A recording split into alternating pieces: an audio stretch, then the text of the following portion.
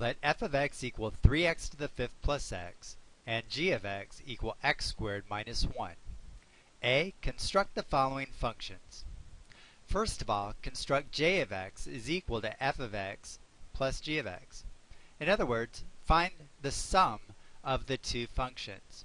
So we'll simply substitute 3x to the fifth plus x for f of x, and x squared minus 1 for g of x. We get j of x is equal to the polynomial 3x to the fifth plus x plus the polynomial x squared minus 1. To simplify, we just rearrange the terms in descending powers of x. So j of x is equal to 3x to the fifth plus x squared plus x minus 1.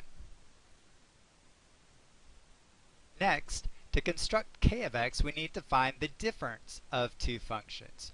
We need to subtract g of x from f of x. So once again, we'll substitute 3x to the fifth plus x for f of x, and x squared minus 1 for g of x.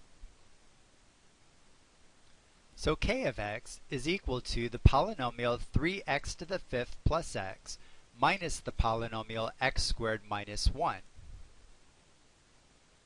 To subtract one polynomial from another, we add the opposite of each term of the second polynomial. We get k of x is equal to 3x to the fifth plus x minus x squared plus 1. The last thing that we could do to simplify this would be to write it in standard form. Just arrange the terms so that the powers of x are descending. So k of x is equal to 3x to the fifth minus x squared plus x plus 1.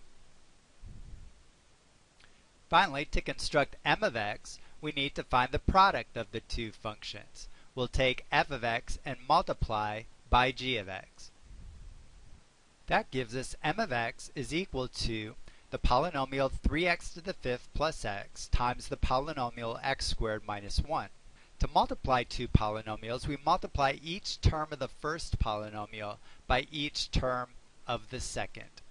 3x to the fifth times x squared is 3x to the seventh. 3x to the fifth times negative 1 is equal to minus 3x to the fifth. X times x squared is x cubed. And x times negative 1 is minus x. So m of x is equal to 3x to the seventh minus 3x to the fifth plus x cubed minus x.